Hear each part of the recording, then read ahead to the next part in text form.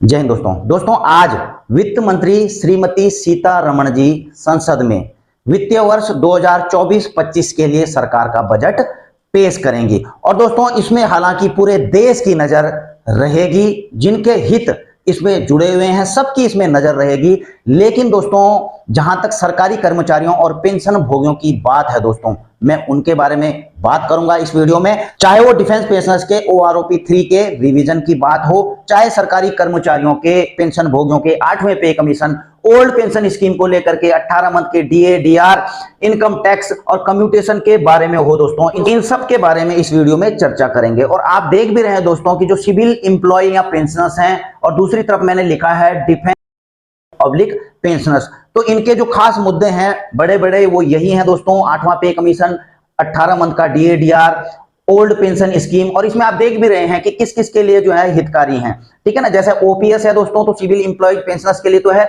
लेकिन डिफेंस के लिए यहां पर मैंने क्रॉस लगाया हुआ है। कुछ कॉमन चीजें हैं, 8वां पे कमीशन, 18 मंथ का DA/DR यहां भी है, कम्यूटेशन का मामला इन दोनों का है। OROP 3 का मामला दोस्तों सिविल एम्प्लॉय पेंशनर्स का तो नहीं है, लेकिन डिफेंस पेंशनर्स का है। इक्वल MSP का मामला दोस्तों सिविल के लिए नहीं है, लेकिन डिफेंस के लिए है। इनकम टैक्स सभी के लिए है दोस्तों। और इससे पहले आपको पता भी होगा दोस्तों कि बजट से पहले वित्त मंत्री जी ने कर्मचारी संगठनों को भी बुलाया था और इस दौरान जो है उनसे बजट के बारे में चर्चा भी की थी। तो यहां पर जो है उन्होंने चार्टर्ड ऑफ डिमांड भी दिया था दोस्तों। जो कर्मचारी संगठनों का जो डिमांड था बेसिकली दोस्तों, एक तो 8वें पे कमीशन के कॉन्स्टिट्यूशन को लेकर के था, दूसरा जो है NPS को स्क्रैप करके जो है ओल्ड पेंशन स्कीम है उसको लागू करने के लिए था। 18 महीने के DA/DR की बात कही गई थी।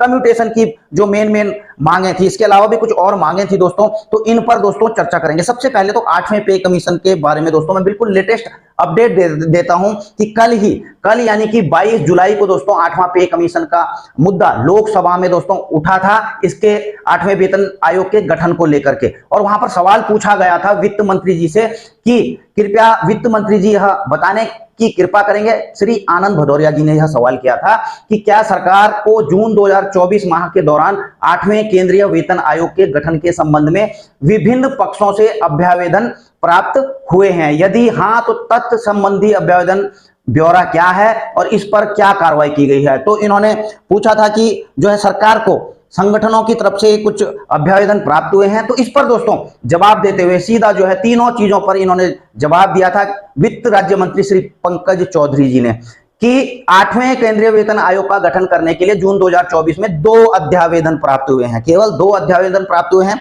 कर्मचारी संगठनों की तरफ से, लेकिन वर्तमान में ऐसा कोई प्रस्ताव सरकार के पास विचाराधीन नहीं है। अब देखिए दोस्तों कितनी चर्चाएं चल रही थी 8वें पे कमीशन को लेकर के, लेकिन इतने में ही केवल एक सेंटेंस में जो है जवाब दे दिया है सरकार ने कि ऐसा कोई प्रस्ताव सरकार के पास विचाराधीन नहीं है। और जबकि 2026 से जो है अब 8वां वेतन आयोग को इंप्लीमेंट किया जाना है, लेकिन अभी तक वेतन आयोग के गठन को लेकर के इस प्रकार जो है सरकार का जवाब आया है। तो आप खुद ही सोच सकते हैं, एक तो जो है 8वां वेतन आयोग को अब आप बजट में कहां पर जगह देंगे, जब बजट से एक दिन पहले सरकार ने यह जवाब दे दिया है। दूसरी मैं बात करूंगा दोस्तों OPS की, ओल्ड पेंशन स्कीम।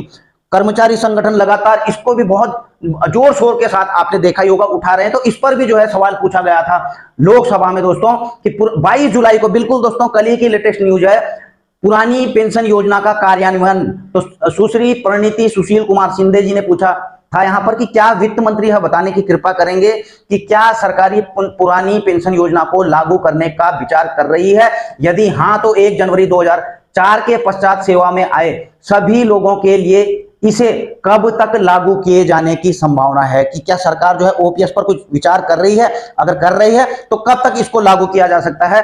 तो बाकी कुछ और सवाल भी पूछे थे, लेकिन मैं दोस्तों केवल OPS की ही बात करूंगा अभी। तो इसका सीधा सा जवाब जो है वित्त राज्य मंत्री श्री पंकज चौधरी जी ने दिया कि केंद्र सरकार के कर्मचारियों के संबंध में पुरानी पेंशन स्कीम को बहाल करने के लिए भारत सरकार के पास कोई प्रस्ताव विचाराधीन नहीं है। तो दोस्तों सीधा यहां पर जवाब दे दिया है कि हमारे पास OPS को लागू करने के लिए कुछ भी ऐसा विचाराधीन नहीं है। हालांकि दोस्तों अब इस चीज को आप समझ गए होंगे दोस्तों कि सरकार जो है OPS को किसी भी हाल में बहाल करने के पक्ष में नहीं है या इस पर कोई विचार नहीं कर रही है। हालांकि दोस्तों NPS में जरूर सुधार करने की मांग की बात सामने आई थी। इस पर जो है सरकार ने एक कमेटी भी गठित की थी, उन्होंने जो है रिपोर्ट भी दे दी थी और वहां पर दोस्तों 50% जो पेंशन है, अंतिम सैलरी का 50% जो पेंशन है उसको प्रोटेक्टेड करने की बात यहां पर चल रही थी। लेकिन दोस्तों कुल मिलाकर के ओपीएस के मुद्दे पर सरकार बिल्कुल भी जो है आप देख ही रहे हैं कि क्या रवैया है,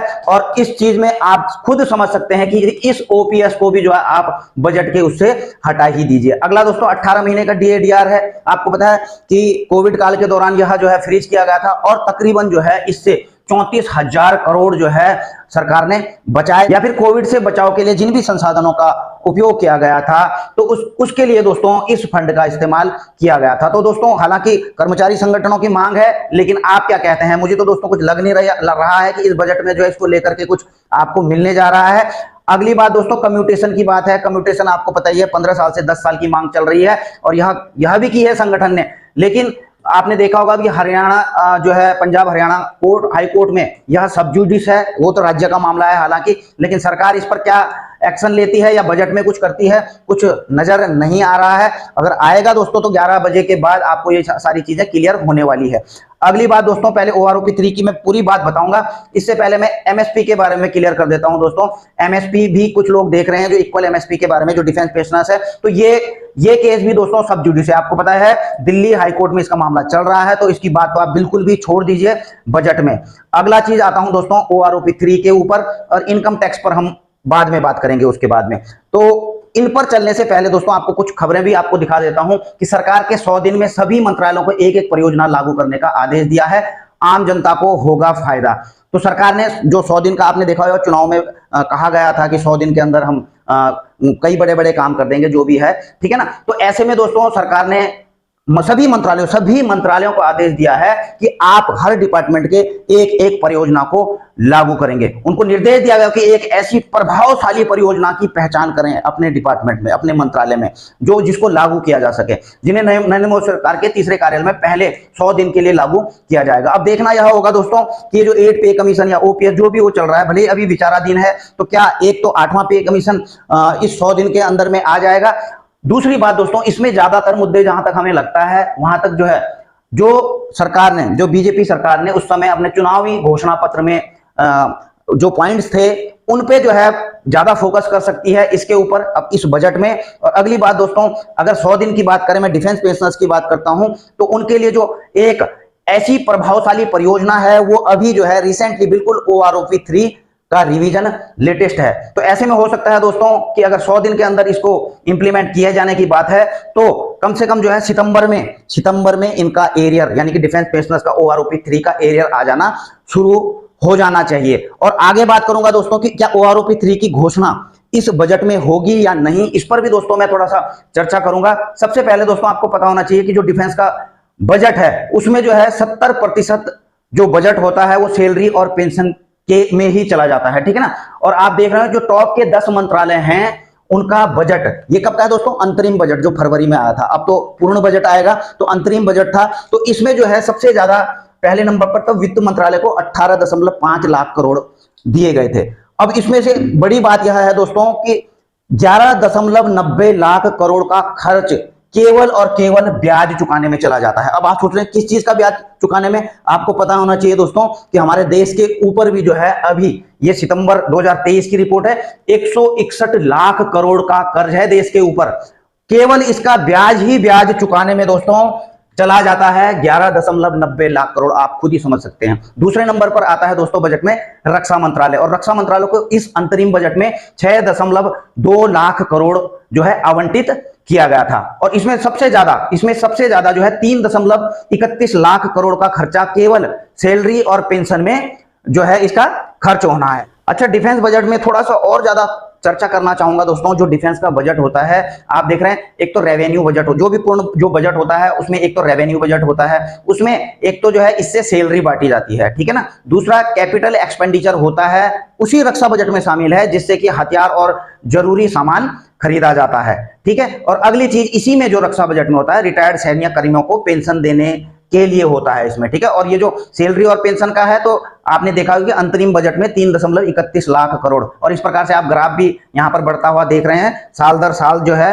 अब यानी कि 2023-24 में तो 5.93 लाख करोड़ था, लेकिन अभी अंतरिम बजट में 6.2 लाख करोड़ को जो है आवंटित किया गया है। लेकिन देखना अब यह होगा दोस्तों कि अब यह पूर्ण बजट है, तो पूर्ण बजट में अब आज जब बजट की घोषणा होगी तो उससे हमको सीधा अंदाजा हो जाएगा कि क्या OROP 3 को जल्दी ही इंप्लीमेंट कर दिया जा रहा है। क्योंकि दोस्तों मैं आपको बता दूं, देखिए OROP को डायरेक्टली OROP का नाम लेकर के वहां पर ऐसा बजट में मुझे नहीं लगता कि कहा जाएगा कि हम OROP 3 की घोषणा करते हैं, इसके लिए इतना बजट आवंटित करते हैं। मैं आपको दोस्तों OROP 3 का जो अनाउंसमेंट होना है सरकार जो है अलग से कर सकती है, वो बजट में उसको करने की जरूरत नहीं है। हाँ, बजट में इतना जरूर हो सकता है दोस्तों कि इसके लिए OROP 3 में जो बात चल रही है कि 6,700 करोड़ या 7,000 करोड़ के करीबन जो भी खर्चा होगा इस फाइनेंशियल ईयर का, 9 महीने का, ठीक है ना, मार्च 2025 तक का, तो उसको इसमें ऐड किया जा सकता है। 6.2 लाख करोड़ को बढ़ाकर कर सकती है। और केवल इसमें ही नहीं दोस्तों, आप सोच रहे हो क्या क्या पता बढ़ गया तो केवल OROP के लिए ही बढ़ा है, ऐसा नहीं है दोस्तों। आपको पता होना चाहिए कि जो खबर है उसमें रक्षा बजट में हो सकता है इजाफा, ठीक है। हथियार और गोला बारूद खरीदने के लिए होगा अलग प्रावधान। देखिए रक्षा बजट में जो है और भी ज्यादा इजाफा तो हो सकता है, उसमें कुछ OROP को भी शामिल किया जा सकता है, लेकिन जो बात चल रही है कि हथियार और गोला बारूद को खरीदने के लिए भी अलग से प्रावधान हो सकता है। तो आप खुद समझ सकते हैं दोस्तों। लेकिन इस चीज को आपको यह देखना होगा दोस्तों कि जब इस प्रकार का पूरा आएगा कि रक्षा बजट तो ठीक है और कैटेगरी वाइज आएगा कि रेवेन्यू बजट में इतना लाख करोड़ मिला है, कैपिटल एक्सपेंडिचर में हथियार और जरूरी सामान के लिए इतना लाख करोड़, और पेंशन में जो है इतना लाख करोड़, तो तब जाके हमको क्लियर हो पाएगा कि वाकई में जो है ये बजट तो बड़ा है और इससे जो है OROP के लिए भी यहां पर जो है बजट आवंटित किया गया OROP 3 को देखते हुए। तो इससे साफ हो जाएगा दोस्तों कि आपको OROP के तीसरे रिवीजन के लिए बजट आवंटित हो चुका है। और आपको पता है कि 3 जुलाई को जो खबर निकल के आई थी कि कैबिनेट मीटिंग हुई थी, OROP 3 को भी वहां पर जो है मंजूरी मिली थी। हालांकि जो है इसका चार्ट जो टेबल था उसको अनाउंसमेंट इसका नहीं किया गया, उसमें कुछ विसंगतियां बता रहे थे, उसको वापस किया गया। तो जो भी था दोस्तों, बात यह भी निकल करके आ रही थी कि बजट से पहले ही सरकार जो है OROP 3 की घोषणा कर सकती। तो वह घोषणा तो दोस्तों अभी हुई नहीं है, जो भी होगा दोस्तों, लेकिन हो सकता है बजट के बाद घोषणा करे सरकार। लेकिन बजट में तो दोस्तों मैंने आपको बता ही दिया है कि बजट में जो है पेंशन, डिफेंस पेंशन में बढ़ोतरी हो सकती है, उससे इस चीज को क्लियर हो सकता है कि हाँ OROP 3 का जो है बजट भी आवंटित हो चुका है। अगली बात करूंगा दोस्तों इनकम टैक्स की। जी हाँ दोस्तों, जो खबरें निकल करके आ रही है कि सरकार जो है बजट में इनकम टैक्स का जो लिमिट है उसको बढ़ा सकती है, 2.5 लाख से 5 लाख तक कर सकती है। हालांकि इसमें आपकी क्या राय है आप लिख सकते हैं। और दूसरा जो सैलरीड और पेंशनर्स हैं तो उनके लिए भी जो स्टैंडर्ड डिडक्शन 50,000 तक की उनको इनकम टैक्स की छूट मिलती है, 50,000 रुपए तक की स्टैंडर्ड डिडक्शन में, तो उसे बढ़ाकर 1 लाख तक कर सकती है। तो कहीं ना कहीं से जो है सैलरीड और पेंशनर्स का यहाँ पर फायदा होगा। लेकिन जब यह बजट में घोषणा होगी तभी जाके इस चीज का क्लियर हो पाएगा। बाकी दोस्तों खबरों के आधार पर जो भी मैं विश्लेषण कर पाया उसे मैंने आपके सामने रख दिए हैं। आपके क्या विचार हैं कमेंट बॉक्स में जाकर के लिख सकते हैं। बाकी दोस्तों जैसे ही 11 बजे के बाद बजट शुरू होता है तो आप उसमें देख लेना कि क्या क्या होने जा रहा है, क्या नहीं होने जा रहा है। जो भी होगा दोस्तों उसको भी हम अपनी वीडियो में आगे अपडेट लेकर के आएंगे। इसी के साथ अपनी वीडियो यहीं पर समाप्त करते हैं। जल्द मिलेंगे नई वीडियो में नई जानकारी के साथ। जय हिंद, वंदे मातरम।